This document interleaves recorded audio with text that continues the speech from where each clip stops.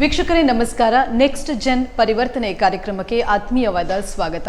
ಪುಟ್ಟ ಕನಸುಗಳೊಂದಿಗೆ ಸಾಧನೆಯನ್ನ ದಾಪುಗಾಲನ್ನ ಹಾಕ್ತಾ ಇರುವ ವಿಶೇಷ ಪ್ರತಿಭೆಗಳನ್ನ, ಯುವ ಚಿಂತಕರನ್ನ, ಯುವ ಉತ್ಸಾಹಿಗಳನ್ನ ಪರಿಚಯಿಸ್ತಾ ಇದ್ದೇವೆ ಈ ಕಾರ್ಯಕ್ರಮದ ಮುಖಾಂತರ.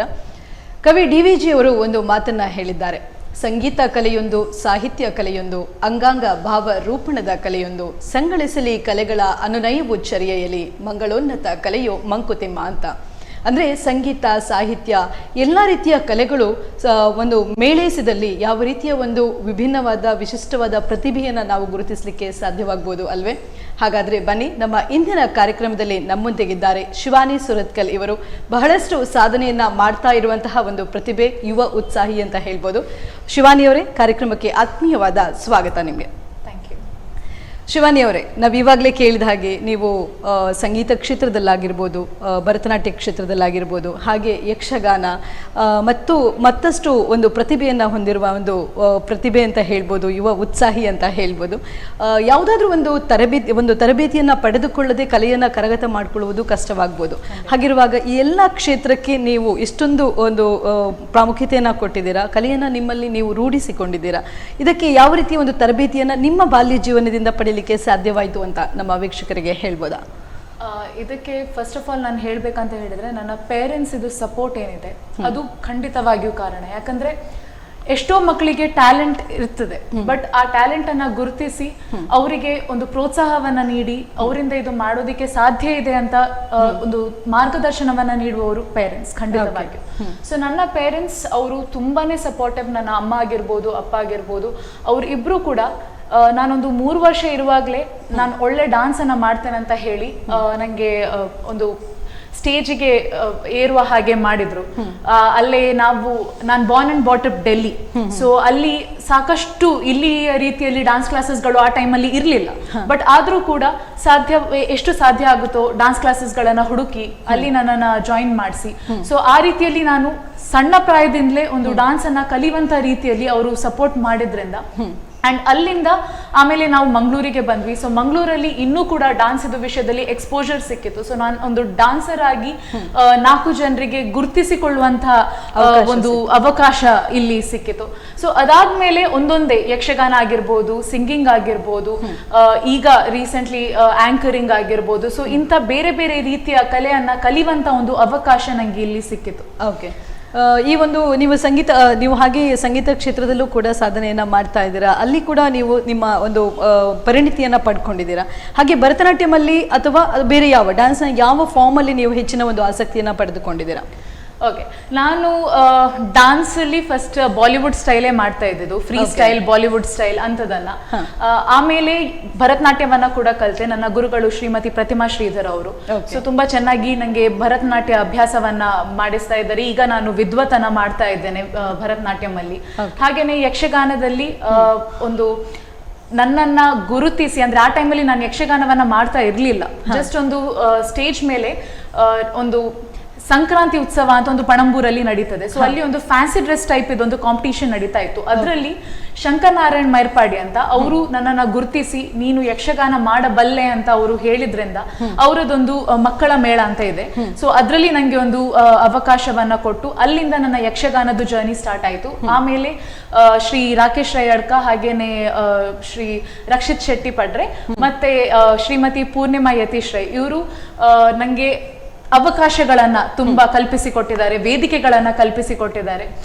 ಹಾಗೇನೆ ಸಂಗೀತದಲ್ಲಿ ಶ್ರೀ ನಾರಾಯಣ್ ಎಂ ಅಂತ ಅವರು ನನಗೆ ಸಂಗೀತವನ್ನ ಹೇಳಿಕೊಟ್ರು. ಹೀಗೆ ಬೇರೆ ಬೇರೆ ನನ್ನ ಗುರುಗಳು ಯಾರಿದ್ದಾರೆ, ಪ್ರತಿಯೊಂದು ಕ್ಷೇತ್ರದ ನನ್ನ ಗುರುಗಳು ಅವರು ನನ್ನನ್ನು ಈ ನಿಟ್ಟಿನಲ್ಲಿ ತಯಾರು ಮಾಡಿದ್ದಾರೆ ಅಂತ ಹೇಳ್ಬೋದು. ಓಕೆ, ಹಾಗೆ ನೀವು ಮೊದಲು ಡೆಲ್ಲಿಯಲ್ಲಿದ್ದವರು ಮತ್ತೆ ನೀವು ಮ್ಯಾಂಗ್ಳೂರಿಗೆ ಬಂದದ್ದು ಅಂತ ಹೇಳಿದ್ರಿ. ಹಾಗಿರುವಾಗ ನಿಮ್ಮ ಎಜುಕೇಶನ್ ಜರ್ನಿ ಯಾವ ರೀತಿಯಲ್ಲಿತ್ತು ಅಂತ ಹೇಳ್ಬೋದಾ? ಓಕೆ, ನಾನು ಡೆಲ್ಲಿಯಲ್ಲಿ ಇರಬೇಕಾದ್ರೆ ಒಂದು 2nd ಸ್ಟ್ಯಾಂಡರ್ಡ್ ತನಕ ನಾನು ಅಲ್ಲಿ ಕಲಿತೆ. ಆಮೇಲೆ ನಾವು ಈಚೆಗೆ ಶಿಫ್ಟ್ ಆಗಬೇಕಾಯಿತು. ಕೆಲವೊಂದು ಪರ್ಸನಲ್ ಹೆಲ್ತ್ ಇಶ್ಯೂಸ್ಗಳಿಂದಾಗಿ ಎಲ್ಲ ಈ ಕಡೆಗೆ ಶಿಫ್ಟ್ ಆಗಬೇಕಾಯಿತು. ಆಮೇಲೆ ನಾನು ಕೇಂದ್ರೀಯ ವಿದ್ಯಾಲಯ ಪಣಂಬೂರಲ್ಲಿ ನನ್ನ 10th ತನಕದ ಎಜುಕೇಶನ್ ಅನ್ನ ಮಾಡಿರುವಂಥದ್ದು. ಗೋವಿಂದಾಸ್ ಕಾಲೇಜ್ ಸುರತ್ಕಲ್ ಅಲ್ಲಿ ನಾನು ನನ್ನ PUC ಡಿಗ್ರಿ ಹಾಗೇನೆ ನನ್ನ MCom ಪದವಿಯನ್ನ ಪಡ್ಕೊಂಡೆ.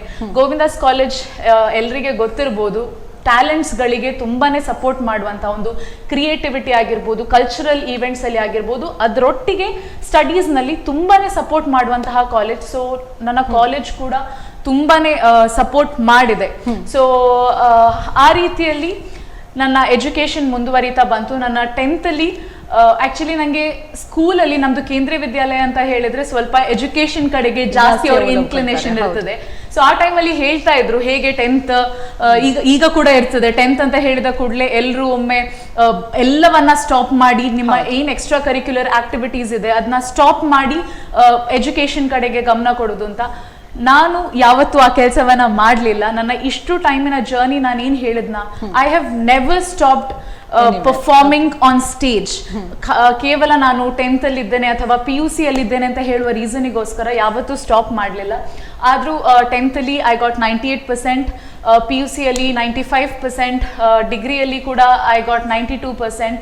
ಸೊ ಆ ಜರ್ನಿ ಏನಿದೆ, ಎಜುಕೇಶನ್ ಅನ್ನ ನಾನು ನನ್ನ ಎಲ್ಲ ಎಕ್ಸ್ಟ್ರಾ ಕರಿಕ್ಯುಲರ್ ಆಕ್ಟಿವಿಟೀಸ್ ಒಟ್ಟಿಗೆ ಕಂಟಿನ್ಯೂ ಮಾಡ್ತಾ ಬಂದಿದ್ದೇನೆ. ಈಗ ನಾನು ಕರೆಂಟ್ಲಿ NITK ಸುರತ್ಕಲ್ ನಲ್ಲಿ PhD ಮಾಡ್ತಾ ಇದ್ದೇನೆ ಇನ್ ಫಿನಾನ್ಸ್.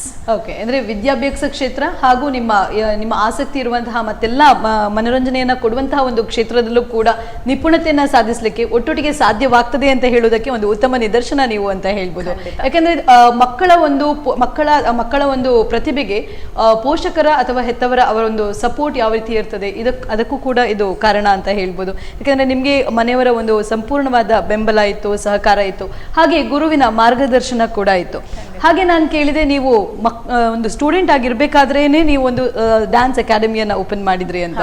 ಸೊ ಅದು ಹೇಗೆ ಸಾಧ್ಯವಾಯಿತು, ಇದ್ರ ಜರ್ನಿ ಹೇಗಿತ್ತು ಅಂತ ಹೇಳ್ಬೋದಾ? ಆಕ್ಚುಲಿ ಏನಂತ ಹೇಳಿದ್ರೆ, ಮಕ್ಕಳಲ್ಲಿ ತುಂಬಾನೇ ಟ್ಯಾಲೆಂಟ್ಸ್ ಇರ್ತದೆ, ಕೆಪಾಬಿಲಿಟೀಸ್ ಅಷ್ಟೇ ಇರ್ತದೆ. ಬಟ್ ಈಗ ನಾನು ಏನ್ ನೋಡ್ತಾ ಇದ್ದೇನೆ ಅಂತ ಹೇಳಿದ್ರೆ, ಮಕ್ಕಳಿಗಿಂತ ಜಾಸ್ತಿ ಟೆನ್ಷನ್ ಪೇರೆಂಟ್ಸ್ ನವರಿಗೆ ಇರ್ತದೆ. ಮಕ್ಕಳ ಎಕ್ಸಾಮ್ ಆಗಿರ್ಬೋದು, ಸ್ಕೂಲದ ವಿಷಯ ಆಗಿರ್ಬೋದು, ಮಕ್ಕಳಿಗಿಂತ ಜಾಸ್ತಿ ಟೆನ್ಷನ್ ಪೇರೆಂಟ್ಸ್ ತಗೊಳ್ತಾರೆ. ಆ ಒಂದು ಟೆನ್ಷನ್ ಅಲ್ಲಿ ಏನಾಗುತ್ತೆ, ಮಕ್ಕಳ ಒಂದು ಕೆಪಬಿಲಿಟಿ ಏನಿದೆ ಅದನ್ನ ನಾವೇ ರೆಸ್ಟ್ರಿಕ್ಟ್ ಮಾಡಿದಾಗೆ ಆಗುತ್ತೆ. ಬಟ್ ಎಸ್ಪೆಷಲಿ ನನ್ನ ಮದರ್ ಅಂತ ಹೇಳಿದ್ರೆ, ಅವರು ಒಂದು ತುಂಬಾ ಚಾಲೆಂಜಿಂಗ್ ವುಮನ್ ಅಂತವೇ ಹೇಳ್ಬೋದು. ಅವರು ಪ್ರತಿ ಸಲ ಹೇಗೆ ಅಂತ ಹೇಳಿದ್ರೆ, ಯಾಕೆ ಆಗಲ್ಲ, ಎಲ್ಲವನ್ನೊಟ್ಟಿಗೆ ಯಾಕೆ ನಮ್ಗೆ ಮಾಡ್ಲಿಕ್ಕೆ ಆಗಲ್ಲ, ಸಾಧ್ಯ ಆಗುತ್ತೆ, ನಾವು ನಮ್ಮ ಟೈಮ್ ಅನ್ನ ಕರೆಕ್ಟ್ ಆಗಿ ಅಲೋಕೇಟ್ ಮಾಡಿದ್ರೆ ಖಂಡಿತವಾಗಿಯೂ ನಮ್ಗೆ ಅದನ್ನ ಅಚೀವ್ ಮಾಡ್ಲಿಕ್ಕೆ ಸಾಧ್ಯ ಆಗುತ್ತೆ ಅಂತ ಅವ್ರು ಯಾವತ್ತು ಅದೇ ರೀತಿಯ ಒಂದು ಟೀಚಿಂಗ್ ಅನ್ನ ನಂಗೆ ಸಣ್ಣ ಪ್ರಾಯದಿಂದಲೇ ಅವರು ಹೇಳ್ಕೊಂಡು ಬಂದದ್ರಿಂದ ನಂಗೆ ಯಾವತ್ತೂ ಅದು ಕಷ್ಟ ಅಂತ ಅನಿಸ್ಲೇ ಇಲ್ಲ. ನಾನು 10th ಸ್ಟ್ಯಾಂಡರ್ಡ್ ಅಲ್ಲಿ ಇರ್ಬೇಕಾದ್ರೆ ಒಂದು ಪ್ರಾಪರ್ ನಮ್ಮದೇ ಡಾನ್ಸ್ ಕ್ಲಾಸ್ ಅನ್ನ ಶುರು ಮಾಡಿ ನಾನು ಕೊರಿಯೋಗ್ರಫಿ ಮಾಡ್ಲಿಕ್ಕೆ ಶುರು ಮಾಡಿರುವಂಥದ್ದು. ಕೊರಿಯೋಗ್ರಫಿ ಅದಕ್ಕಿಂತ ಮುಂಚೆ ಕೂಡ ಮಾಡ್ತಿದ್ದೆ, ಬಟ್ ಒಂದು ಕ್ಲಾಸ್ ಅಂತ ಹೇಳಿದ್ರೆ ಅದರದ್ದೇ ಆದ ರೆಸ್ಪಾನ್ಸಿಬಿಲಿಟೀಸ್ಗಳಿರ್ತದೆ. ಆ ಟೈಮ್ ನಾವೇನು ಮಕ್ಕಳಿಗೆ ಹೇಳಿದೇವ ಅದೇ ಟೈಮಿಗೆ ನಾವು ರೀಚ್ ಆಗ್ಲೇಬೇಕು. ನಮ್ಗೆ ಎಕ್ಸಾಮ್ ಇದೆ ಅಂತ ಹೇಳಿ ನಾವು ಮಕ್ಕಳಿಗೆ ರಜೆ ಕೊಡ್ಲಿಕ್ಕೆ ಆಗಲ್ಲ. ಸೊ ಇಂಥದ್ದೆಲ್ಲ ಕೆಲವೊಂದು ರೆಸ್ಪಾನ್ಸಿಬಿಲಿಟೀಸ್ಗಳಿರ್ತದೆ. ಬಟ್ ಆ ಟೈಮಲ್ಲಿ ಕೂಡ ಸಾಧ್ಯ ಆಗುತ್ತೆ, ನಿಂಗೆ ಮಾಡಬಹುದು, ಯು ಆರ್ ಕೆಪೇಬಲ್ ಅಂತ ಒಂದು ಕಾನ್ಫಿಡೆನ್ಸ್ ಕೊಡೋದಿದೆ ಅಲ್ಲ, ಆ ಒಂದು ರೆಸ್ಪಾನ್ಸಿಬಿಲಿಟಿಯನ್ನ ನನ್ನ ಅಮ್ಮ ತಗೊಂಡಿದ್ರಿಂದ I was able to do it. ಆ ಟೈಮಲ್ಲಿ ಕೂಡ ನಾನು ಡಾನ್ಸ್ ಕ್ಲಾಸ್ ಅನ್ನ ನಡೆಸಿ ಎಷ್ಟೋ ಪ್ರೋಗ್ರಾಮ್ಸ್ ಗಳಿಗೆ ಹೋಗಿ, ಐ ಸ್ಟಿಲ್ ರಿಮೆಂಬರ್ ನನ್ನ ಸೈನ್ಸ್ ಎಕ್ಸಾಮಿನ ಮುಂಚಿನ ದಿನ ನಾವು ಬ್ಯಾಂಗ್ಳೂರಲ್ಲಿ ಪ್ರೋಗ್ರಾಮ್ ಮಾಡಿ ರಿಟರ್ನ್ ಬಂದು ನೆಕ್ಸ್ಟ್ ಡೇ ನಾನು ಹೋಗಿ ಎಕ್ಸಾಮ್ ಬರ್ದಿರುವಂಥದ್ದು. So it is nothing but ಆ ಕಾನ್ಫಿಡೆನ್ಸ್, ನಮ್ಮ ಮೇಲೆ ನಮ್ಗೆ ಇರುವ ಕಾನ್ಫಿಡೆನ್ಸ್, ನಮ್ಮ ಪ್ರಿಪರೇಷನ್ ಎಷ್ಟು ಗಟ್ಟಿಯಾಗಿದೆ ಅಂತ ಹೇಳುವ ಕಾನ್ಫಿಡೆನ್ಸ್ ನಮ್ಗೆ ನಮ್ಮ ಮೇಲೆ ಇದ್ರೆ ಖಂಡಿತವಾಗಿಯೂ ಅದು ಕಷ್ಟ ಇಲ್ಲವೇ ಇಲ್ಲ. ಇವತ್ತಿಗೆ ನಮ್ಮ ಡಾನ್ಸ್ ಕ್ಲಾಸಲ್ಲಿ ತುಂಬಾ ಮಕ್ಕಳು ನಮ್ಮಿಂದ ಕಲಿತು ಆಮೇಲೆ ನಾವು ಬೇರೆ ಬೇರೆ ಸ್ಕೂಲ್ಸ್ಗಳಿಗೆ ಹೋಗಿ ಕಲಿಸುವಂತ ಕೆಲಸವನ್ನ ಮಾಡ್ತಾ ಇದ್ದೇವೆ. ಸೊ ಅದೊಂದು ಪ್ರೌಡ್ ಫೀಲಿಂಗ್. ಯಾಕಂದ್ರೆ ಸಣ್ಣ ಪ್ರಾಯದಲ್ಲೇ ಯಾರೋ ಬಂದು ನಮ್ಮಿಂದ ಕಲಿತು ಒಂದು ಸತ್ಯ ಹೇಳ್ಬೇಕಾದ್ರೆ ಒಂದು ಹ್ಯಾಪಿ ಟೀಚರ್ಸ್ ಡೇ ಅಂತ ಬಂದು ಹೇಳಿದ್ರೆ ಅದೊಂದು ಖುಷಿ. So it's a really good feeling. ಹೌದು, ಖಂಡಿತವಾಗಿ. ನೀವೀಗ ಒಂದು ಡ್ಯಾನ್ಸ್ ಅಕಾಡೆಮಿಯನ್ನು ಪ್ರಾರಂಭ ಮಾಡಿದ್ರಿ. ಈಗ ನಾನೊಂದು ಕೇಳಬೇಕಾಗಿರುವಂತಹ ಒಂದು ಕ್ವೆಶನ್ ಏನಂತ ಹೇಳಿದ್ರೆ, ನೀವೀಗ ವಿದ್ಯೆಯನ್ನು ಕಲಿಯುವುದು ನಾವು ಬೇರೆ ಮಾರ್ಗದರ್ಶಕರ ಹತ್ರ, ನಮ್ಮ ಗುರುವಿನ ಹತ್ರ, ಅವರು ವಿದ್ಯಾರ್ಜನೆಯನ್ನು ಪಡ್ಕೊಂಡಿರ್ತಾರೆ, ಅವರ ವಿದ್ಯೆಯನ್ನು ಅವರು ನಮಗೆ ಧಾರೆ ಎರಿತಾರೆ. ಆದರೆ ನಿಮಗೆ ಗೊತ್ತಿರುವ ವಿದ್ಯೆಯನ್ನು ನೀವು ಮತ್ತೊಬ್ಬರಿಗೆ ಕಲಿಸುವಾಗ ಆಗುವ ಖುಷಿಯೇ ಒಂದು ಜಾಸ್ತಿ ಆಗಿರ್ತದೆ, ಖುಷಿಯ ಉಲ್ಬಣ ಜಾಸ್ತಿ ಆಗಿರ್ತದೆ. ಸೊ ನಿಮ್ಗೆ ಯಾವ ರೀತಿಯ ಒಂದು ಅನುಭವ ಆಯಿತು ಈ ಒಂದು ವಿಷಯದಲ್ಲಿ ಹೇಳ್ಬೋದಾ?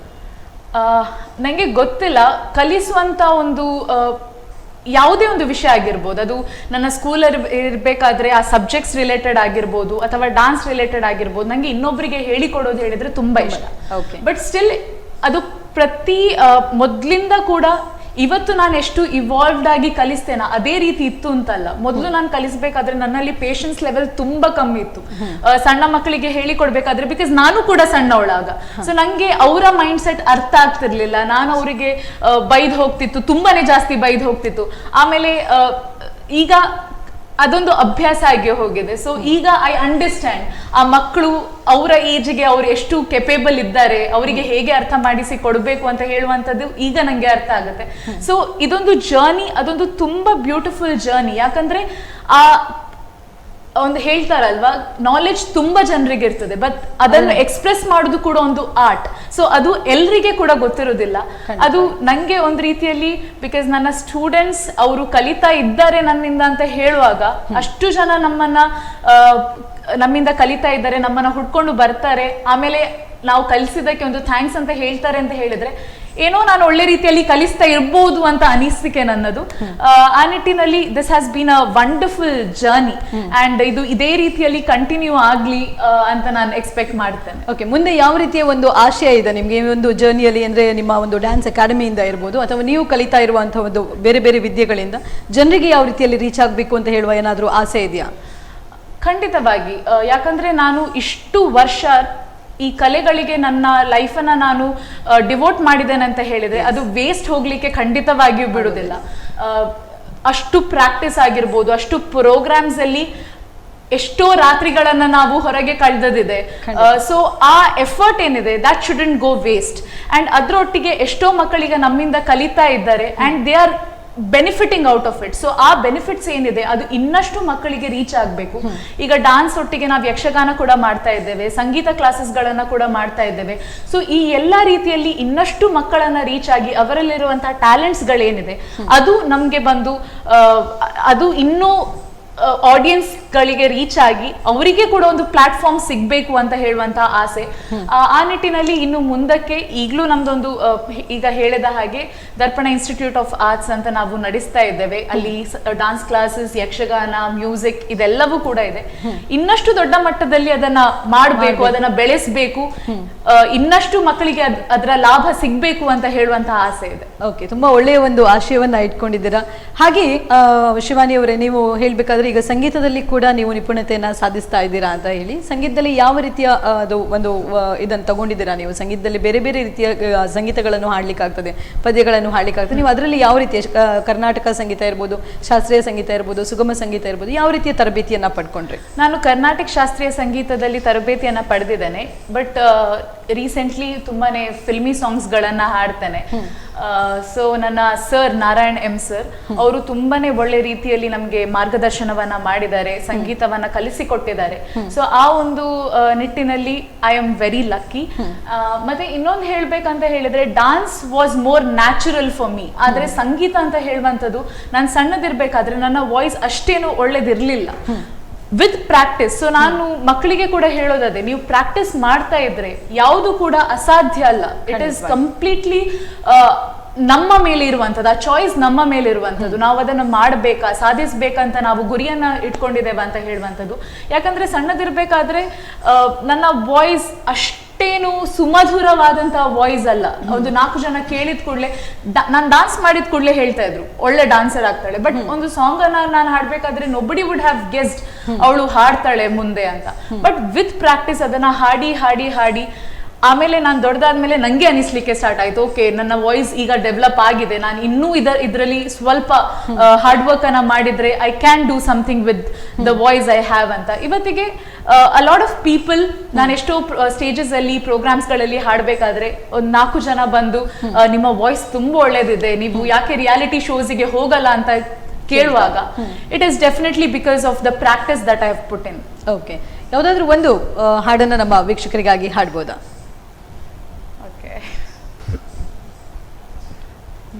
ಮಾದೇವ ಮಾದೇವ ಮಾದೇವ ಮಾದೇವ ಮಾದೇವ ಮಾದೇವ ಮಾದೇವ ಮಾದೇವ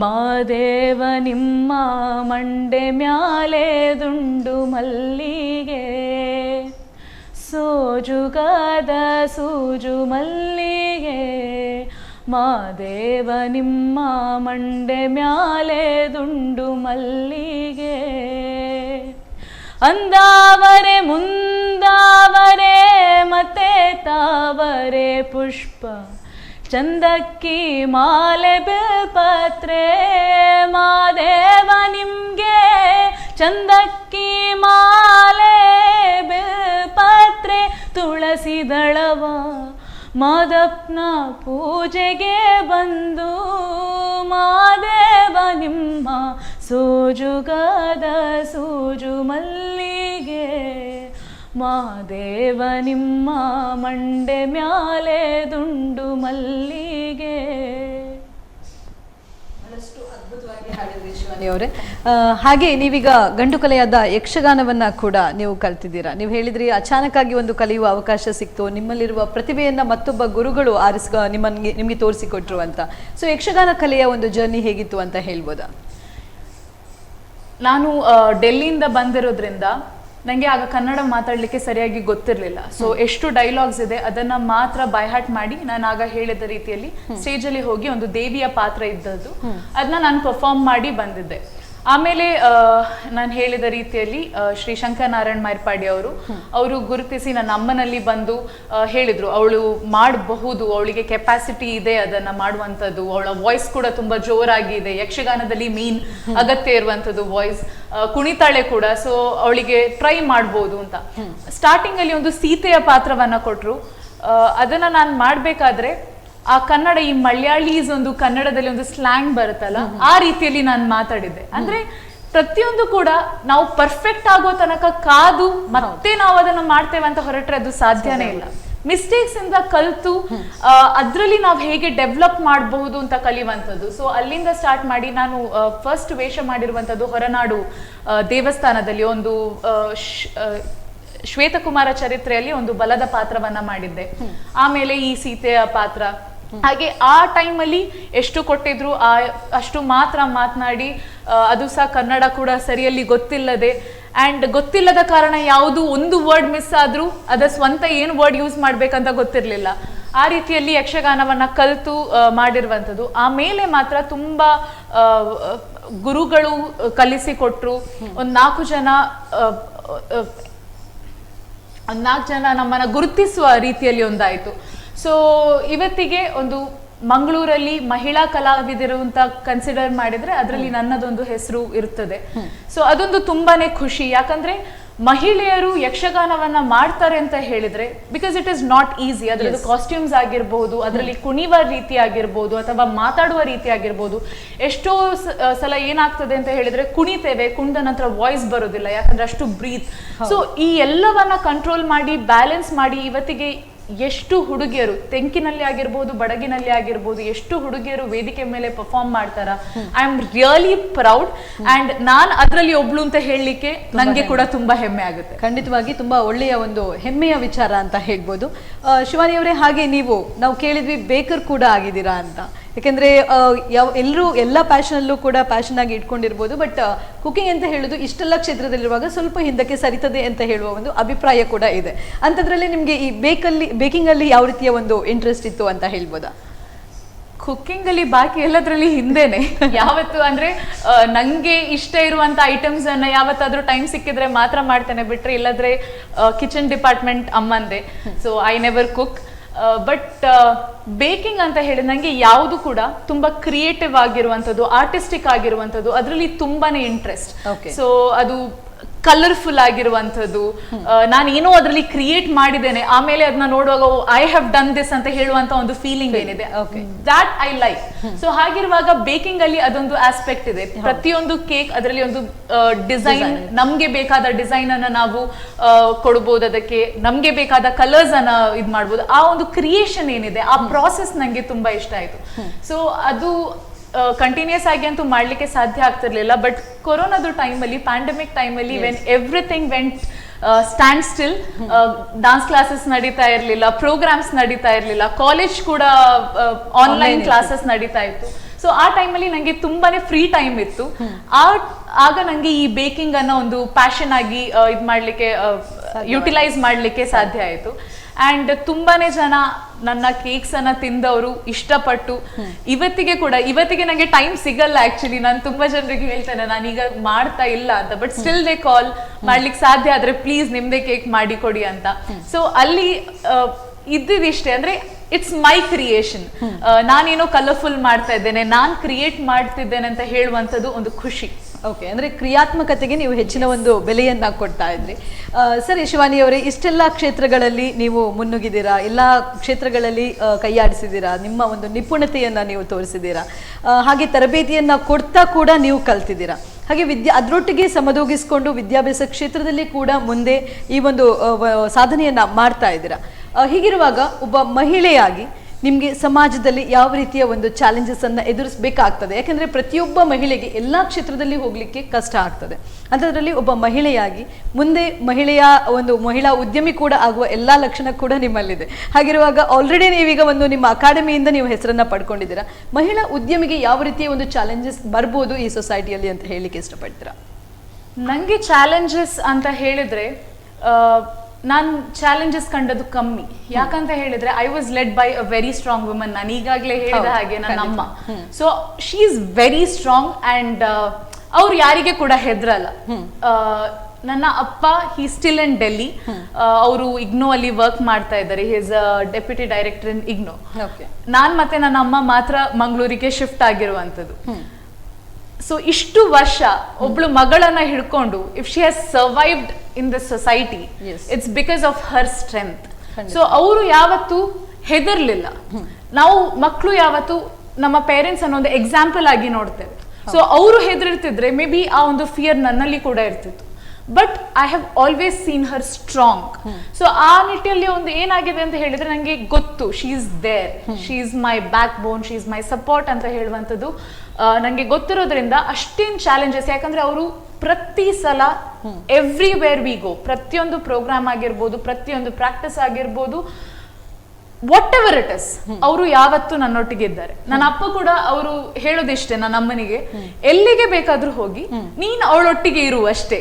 ಸೊ ಆ ಒಂದು ಸಪೋರ್ಟ್ ಇದ್ದದ್ರಿಂದ ನಂಗೆ ಅಷ್ಟೇನು ಚಾಲೆಂಜಸ್ ಅಂತ ಯಾವತ್ತೂ ಅನಿಸ್ಲಿಲ್ಲ.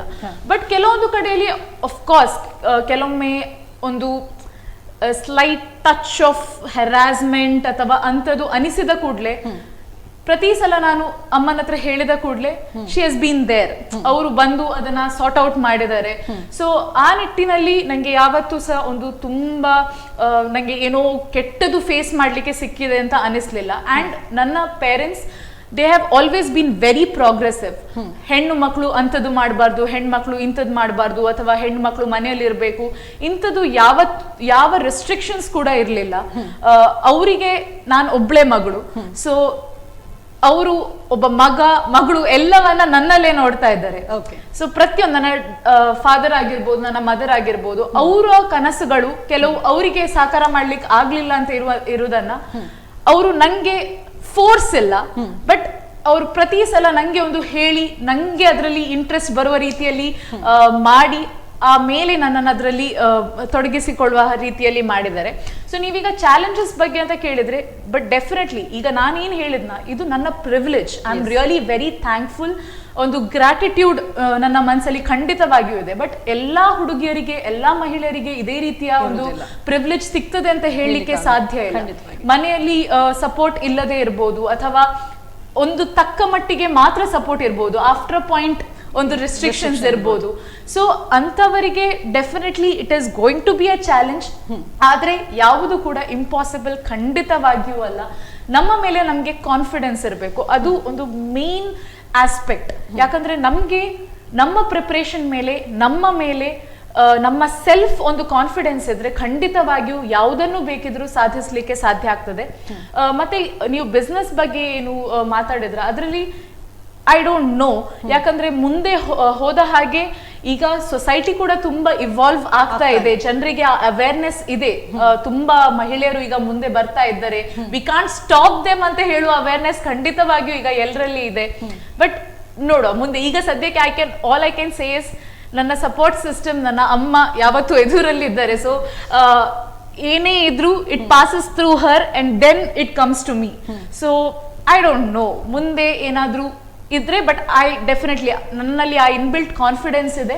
I will take it as a challenge and ಅದನ್ನ ಸಾಲ್ವ್ ಮಾಡ್ಲಿಕ್ಕೆ ಟ್ರೈ ಮಾಡ್ತೇನೆ. ಖಂಡಿತವಾಗಿ, ಯಾಕಂದ್ರೆ ಕನಸನ್ನ ನನಸು ಮಾಡ್ಲಿಕ್ಕೆ ಅಮ್ಮನೇ ನಿಮ್ಮ ಹಿಂದೆ ಬೆನ್ನೆಲುಬಾಗಿ ನಿಂತಿರುವಾಗ ನಿಮ್ಗೆ ಯಾವುದೇ ರೀತಿಯ ಚಾಲೆಂಜಸ್ ಅಷ್ಟರ ಮಟ್ಟಿಗೆ ಅದನ್ನ ಫೇಸ್ ಮಾಡ್ಲಿಕ್ಕೆ ಬರಲಿಲ್ಲ ಅಂತ ಹೇಳಿದ್ರಿ.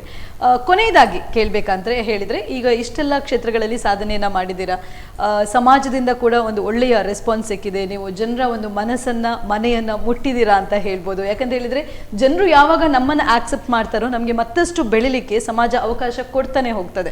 ಹಾಗಿರುವಾಗ ಒಬ್ಬ ಯುವ ಉತ್ಸಾಹಿಯಾಗಿ, ಯುವ ಪ್ರತಿಭೆಯಾಗಿ ನೀವು ನಮ್ಮ ವೀಕ್ಷಕರಿಗೆ, ನಮ್ಮ ಮತ್ತಷ್ಟು ಯುವ ಜನರಿಗೆ ಯಾವ ರೀತಿಯ ಒಂದು ಸಂದೇಶವನ್ನ ನಿಮ್ಮಿಂದ ಕೊಡ್ಲಿಕ್ಕೆ ಬಯಸ್ತೀರಾ? ಖಂಡಿತವಾಗಿಯೂ ಸಮಾಜ ನಾವು ಮುನ್ನಡಿತೇವೆ ಅಂತ ಹೇಳಿದ್ರೆ, ಈಗ ಫಾರ್ ಎಕ್ಸಾಂಪಲ್ ಈ ಚಾನೆಲ್ ಯು ಅಂತ ಕನ್ಸಿಡರ್ ಮಾಡಿದ್ರೆ ಇದು ಫಸ್ಟ್ ಟೈಮ್ ನಾನು ಇಲ್ಲಿಗೆ ಬರುವಂತದಲ್ಲ. ನಾನು 10 years ಇರ್ಬೇಕಾದ್ರೆ ಆ ಟೈಮ್ ಇಂದ ಇದೇ ರೀತಿಯಲ್ಲಿ ಕೂತು ಮಾತಾಡಿ ನಾನು ಏನು ಅಂತ ಹೇಳುವಂಥದ್ದು, ಶಿವಾನಿ ಯಾರು ಅಂತ ಒಂದು 4 ಜನರಿಗೆ ತೋರಿಸುವಂತಹ ಕೆಲಸ ಈ ಚಾನೆಲ್ ಮೂಲಕ ನಡೀತಾ ಬಂದಿದೆ. ಅದೇ ರೀತಿಯಲ್ಲಿ ನನ್ನಂತಹ ಎಷ್ಟೋ ಟ್ಯಾಲೆಂಟ್ಸ್ ಗಳನ್ನ, ಎಷ್ಟೋ ಯಂಗ್ಸ್ಟರ್ಸ್ ಗಳನ್ನ ನೀವು ಇಂಟರ್ವ್ಯೂ ಮಾಡ್ತೀರಾ. ಅಂತಹ ಬೇರೆ ಬೇರೆ ಚಾನೆಲ್ಸ್ ಗಳು ಕೂಡ ಇದೆ. ಅಂದ್ರೆ ಜನರಿಗೆ ರೀಚ್ ಆಗುವಂತಹ ಆಪ್ಷನ್ಸ್ ಕೆಲವೊಂದಿದೆ. ಇವತ್ತಿಗೆ ಆ ಸ್ಕೋಪ್ ಇನ್ನಷ್ಟು ಜಾಸ್ತಿ ಆಗಿದೆ. ಯೂಟ್ಯೂಬ್ ಆಗಿರ್ಬೋದು, ನಮ್ಮ ಸೋಷಿಯಲ್ ಮೀಡಿಯಾ ಆಗಿರ್ಬೋದು, ಜನರಿಗೆ ಮುಟ್ಟುವಂಥದ್ದು ಇಟ್ ಇಸ್ ವೆರಿ ಈಸಿ. ಮನೆಯಲ್ಲಿ ಮೊಬೈಲ್ ಫೋನ್ಸ್ ಇದೆ. ಆ ಮೊಬೈಲ್ ಫೋನ್ ಹೊಂದಿದ್ರೆ ಸಾಕು, ನೀವು ಏನನ್ನು ಬೇಕಾದ್ರೂ ಕ್ರಿಯೇಟ್ ಮಾಡ್ಬೋದು, ಏನನ್ನು ಬೇಕಾದ್ರೂ ಜನರಿಗೆ ರೀಚ್ ಆಗುವ ರೀತಿಯಲ್ಲಿ ಮಾಡ್ಬೋದು. ಬಟ್ ನಾನು ವೀಕ್ಷಕರಿಗೆ ಹೇಳುವಂಥದ್ದು ಏನಂತ ಹೇಳಿದ್ರೆ, ನಾನು ನನ್ನ ಪರ್ಸನಲ್ ಎಕ್ಸ್ಪೀರಿಯನ್ಸ್ ಅಲ್ಲಿ ನೋಡಿರುವಂಥದ್ದು, ಟ್ಯಾಲೆಂಟ್ ಅಂತ ಹೇಳುವಂಥದ್ದು ಎಲ್ಲರಲ್ಲಿ ಕೂಡ ಇರ್ತದೆ. ಅದು ಡಾನ್ಸೇ ಆಗಿರ್ಬೇಕಂತಿಲ್ಲ, ಸಿಂಗಿಂಗೇ ಆಗಿರ್ಬೇಕಂತಿಲ್ಲ. ಪ್ರತಿಯೊಂದು ಮಕ್ಕಳಲ್ಲಿ ಬೇರೆ ಬೇರೆ ರೀತಿಯ ಟ್ಯಾಲೆಂಟ್ಸ್ಗಳಿರ್ತದೆ. ಬಟ್ ರೀಸೆಂಟ್ಲಿ ಏನಾಗ್ತಾ ಇದೆ ಅಂತ ಹೇಳಿದ್ರೆ, ಈ ಎಜುಕೇಶನ್ ಅಂತ ಹೇಳುವಂಥದ್ದು ಇಟ್ ಇಸ್ ಅಬ್ಸಲ್ಯೂಟ್ಲಿ ಇಂಪಾರ್ಟೆಂಟ್. ನಾನು ನನ್ನ ಎಜುಕೇಶನ್ ಅನ್ನ ಅಥವಾ ನನ್ನ ಪೇರೆಂಟ್ಸ್ ನನ್ನ ಎಜುಕೇಶನ್ ಅನ್ನ ಯಾವತ್ತೂ ಇಗ್ನೋರ್ ಮಾಡಲಿಲ್ಲ. ನಾನು ಈಗಾಗಲೇ ಹೇಳಿದ ರೀತಿಯಲ್ಲಿ I was a really good student. 10th ಅಲ್ಲಿ 98%, PU ಅಲ್ಲಿ 95% ಅಂತ ಹೇಳಿದ್ರೆ I have been a good student. But ಹಾಗಂತ ಹೇಳಿ ನಾವೆಲ್ಲವನ್ನ ಬದಿಗಿಟ್ಟು ಎಜುಕೇಶನ್ಗೆ ಮಾತ್ರ ಕಾನ್ಸಂಟ್ರೇಟ್ ಮಾಡಬೇಕಾದ ಅಗತ್ಯ ಖಂಡಿತವಾಗಿಯೂ ಇಲ್ಲ. ನಿಮ್ಮ ಮಕ್ಕಳಲ್ಲಿ ನಿಮ್ಗೆ ಗೊತ್ತಿರೋದ್ಕಿಂತ ತುಂಬಾ ಜಾಸ್ತಿ ಕೆಪಾಸಿಟಿ ಇದೆ. ಅದನ್ನು ಅವರು ಎಕ್ಸ್ಪ್ಲೋರ್ ಮಾಡ್ಲಿಕ್ಕೆ ಅವರಿಗೆ ಬಿಡಿ. They are capable of managing everything together. ಅದು ಎಜುಕೇಶನ್ ಆಗಿರ್ಬೋದು, ಎಕ್ಸ್ಟ್ರಾ ಕರಿಕ್ಯುಲರ್ ಆಕ್ಟಿವಿಟೀಸ್ ಆಗಿರ್ಬೋದು, ಮನೆ ಆಗಿರ್ಬೋದು, ಪ್ರತಿಯೊಂದನ್ನ ಬ್ಯಾಲೆನ್ಸ್ ಮಾಡಿ ಅದರಲ್ಲಿ ಮುನ್ನಡೆಯುವಂತಹ ಒಂದು ಕೆಪಾಸಿಟಿ ಏನಿದೆ ಖಂಡಿತವಾಗಿಯೂ ಇದೆ. ಆ್ಯಂಡ್ ಇನ್ನೊಂದು, ಗರ್ಲ್ಸ್ ಆ್ಯಂಡ್ ಬಾಯ್ಸ್ ಅಂತ ಹೇಳುವ ಡಿಸ್ಕ್ರಿಮಿನೇಷನ್ ಖಂಡಿತವಾಗಿಯೂ ಅಗತ್ಯ ಇಲ್ಲ. We are living in 21st century. ಇವತ್ತಿನ ದಿನದಲ್ಲಿ ಪ್ರತಿಯೊಂದು ಮಹಿಳೆ ಸಶಕ್ತರು ಅಂತ ಹೇಳಲಿಕ್ಕೆ ನಾನು ಇಷ್ಟಪಡ್ತೇನೆ. ಅವರಿಗೆ ಅವರದ್ದೇ ಆದಂತಹ ಆಂಬಿಷನ್ಸ್ ಇದೆ, ಅವರದ್ದೇ ಆದಂತಹ ಗೋಲ್ಸ್ ಇದೆ. ಅದನ್ನು ಹೇಗೆ ರೀಚ್ ಆಗಬೇಕು ಅಂತ ಹೇಳುವಂತಹ ಒಂದು ಪಾತ್ ಏನಿದೆ ಅದನ್ನು ಅವರೇ ಫಿಕ್ಸ್ ಮಾಡ್ಕೊಂಡಿದ್ದಾರೆ. ಸೊ ಹಾಗಿರುವಾಗ ಅವರಿಗೆ ಸಪೋರ್ಟ್ ಮಾಡಿ ಅವರು ಕೂಡ ಬೆಳಿಲಿಕ್ಕೆ ನೀವೊಂದು ಕಾರಣರಾಗಿ ಅಂತ ಹೇಳಲಿಕ್ಕೆ ಇಷ್ಟಪಡ್ತೇನೆ. ಯಾಕಂದ್ರೆ ಮದುವೆ ಅಂತ ಹೇಳಿದ ಕೂಡಲೇ ನಾವು ಹುಡುಗರ ಹತ್ರ ಯಾವತ್ತೂ ಹೋಗಿ ಕೇಳಲ್ಲ, ಮದುವೆ ನಂತರ ಜಾಬ್ ಮಾಡ್ತೀಯಾ ಅಂತ. ಅದೇ ಹುಡುಗಿಯರ ಹತ್ರ ಕೇಳ್ತಾರೆ. ಆ ಡಿಫ್ರೆನ್ಸ್ ಅಗತ್ಯ ಇಲ್ಲ. ಹುಡುಗ ಎಷ್ಟು ಕಷ್ಟಪಟ್ಟು ಓದಿದಾನ, ಎಷ್ಟು ಅವನ ಕೆರಿಯರ್ ಬಗ್ಗೆ ಥಿಂಕ್ ಮಾಡಿದಾನ, ಇವತ್ತಿನ ಹುಡುಗಿ ಕೂಡ ಅಷ್ಟೇ ಅವಳ ಕೆರಿಯರ್ ಬಗ್ಗೆ ಥಿಂಕ್ ಮಾಡ್ತಾಳೆ. ಸೊ ಆ ಕ್ವೆಶ್ಚನ್ ಅನ್ನ ಕೇಳೋದನ್ನ ಬದಿಗಿಟ್ಟು ಅವರಿಗೆ ಅವರದ್ದೇ ಆದಂತಹ ಕೆರಿಯರ್ ಇದೆ, ಅವರದ್ದೇ ಆದಂತಹ ಲೈಫ್ ಇದೆ ಅಂತ ಹೇಳುವುದನ್ನ ನಾವು ಅರ್ಥ ಮಾಡಿಕೊಂಡು ಅವರಿಗೆ ಕೂಡ ಒಂದು ಸಪೋರ್ಟಿವ್ ಆಗಿದ್ರೆ ನಮ್ಮ ಒಂದು ಸಮಾಜ ಏನಿದೆ ಅದು ಇನ್ನಷ್ಟು. ಯಾಕಂದ್ರೆ ನಾನು ಈಗಾಗಲೇ ಹೇಳಿದ ಹಾಗೆ ನನ್ನ ಅಮ್ಮ ಸಪೋರ್ಟ್, ಅವರ ನೆಕ್ಸ್ಟ್ ನಾನು ಅದೇ ಸ್ಟ್ರೆಂತ್ ಅನ್ನ ನಾನು ನೋಡ್ಕೊಂಡು ಬಂದಿದ್ದೇನೆ, ಅದನ್ನೇ ನಾನು ಮುಂದೆ ಕೊಂಡೋಗ್ತೇನೆ. ಅದೇ ರೀತಿಯಲ್ಲಿ ಪ್ರತಿಯೊಂದು ಮನೆಯಲ್ಲಿ ಒಂದು ಸ್ಟ್ರಾಂಗ್ ವುಮೆನ್ ಇದ್ರೆ ಖಂಡಿತವಾಗಿಯೂ ಆ ಮನೆಯ ಪ್ರತಿಯೊಂದು ಮಕ್ಕಳು ತುಂಬಾನೇ ಕೆಪೇಬಲ್ ಆಗಿ ತುಂಬಾನೇ ಹೆಸರು ಮಾಡುವಂತಹ ಒಂದು ಪ್ರಜೆ ಆಗ್ತಾರೆ ಅಂತ ಹೇಳಲಿಕ್ಕೆ ನಾನು ಇಷ್ಟಪಡ್ತೇನೆ. ಓಕೆ, ಅಂದ್ರೆ ಪ್ರತಿಯೊಬ್ಬ ಉತ್ಸಾಹಿ ಯುವಕ ಅಥವಾ ಯುವತಿ ಇರ್ಬೋದು, ಆದ್ರೆ ಆ ಒಂದು ಗಂಡು ಹೆಣ್ಣು ಹೇಳುವ ಭೇದವನ್ನ ಬಿಟ್ಟು ಸಮಾಜ ಅದನ್ನ ರೂಪಿಸ್ಕೊಳ್ಬೇಕು, ಸಮಾಜ ಅವಕಾಶವನ್ನ ನೀಡಬೇಕು. ಯುವ ಉತ್ಸಾಹಿಗಳಿಗೆ ಪ್ರೋತ್ಸಾಹ ಸಿಕ್ಕಿದಾಗ ಅವರು ಮತ್ತಷ್ಟು ಬೆಳಿಲಿಕ್ಕೆ ಸಾಧ್ಯವಾಗ್ತದೆ. ಅಂದ್ರೆ ನಮ್ಗೆ ಬೇಕಿರುವಂತದ್ದು ಬರೀ ಉತ್ಸಾಹಿ ಇರುವಂತಹ ಯುವಕ ಯುವತಿಯರಲ್ಲ, ಕ್ರಿಯಾತ್ಮಕವಾಗಿ ಕ್ರಿಯಾಶೀಲತೆಯ ಮತ್ತಷ್ಟು ಬೆಳವಣಿಗೆಯನ್ನ ನೋಡುವಂತಹ ಒಂದು ಉತ್ಸಾಹಿ ಯುವಕರು ಯುವತಿಯರು ಬೇಕು ಅಂತ ಹೇಳ್ತಿದ್ರ. ಹಾಗೆ ಪ್ರತಿಯೊಬ್ಬರು ಕೂಡ ಒಂದು ಆತ್ಮವಿಶ್ವಾಸವನ್ನ ಧೈರ್ಯದಿಂದ ಮುಂದುವರೆದಲ್ಲಿ ಮಾತ್ರ ಸಾಧನೆಯ ಹೆಜ್ಜೆಯನ್ನ ದಾಟ್ಲಿಕ್ಕೆ ಸಾಧ್ಯವಾಗ್ತದೆ ಅಂತ ಹೇಳುವುದನ್ನ ತುಂಬಾ ಚೆನ್ನಾಗಿ ಹೇಳಿದ್ದೀರಾ ಶಿವಾನಿ ಅವರೇ. ನೀವು ನಮ್ಮ ಇಂದಿನ ಕಾರ್ಯಕ್ರಮಕ್ಕೆ ಬಂದು ನಿಮ್ಮ ಅಭಿಪ್ರಾಯ ಅನಿಸಿಕೆಯನ್ನ ಹಂಚಿಕೊಂಡದಕ್ಕಾಗಿ ನಿಮಗೆ ಅನಂತ ಅನಂತ ಧನ್ಯವಾದಗಳು. ಧನ್ಯವಾದ. ವೀಕ್ಷಕರೇ, ಇಲ್ಲಿಗೆ ನಮ್ಮ ಇಂದಿನ ನೆಕ್ಸ್ಟ್ ಜನ್ ಪರಿವರ್ತನೆ ಕಾರ್ಯಕ್ರಮವನ್ನ ಮುಕ್ತಾಯಗೊಳಿಸುವಂತಹ ಅವಧಿ ಬಂದಿದೆ. ಮುಂದಿನ ಸಂಚಿಕೆಯಲ್ಲಿ ಮತ್ತೆ ಭೇಟಿಯಾಗೋಣ. ವಂದನೆಗಳು.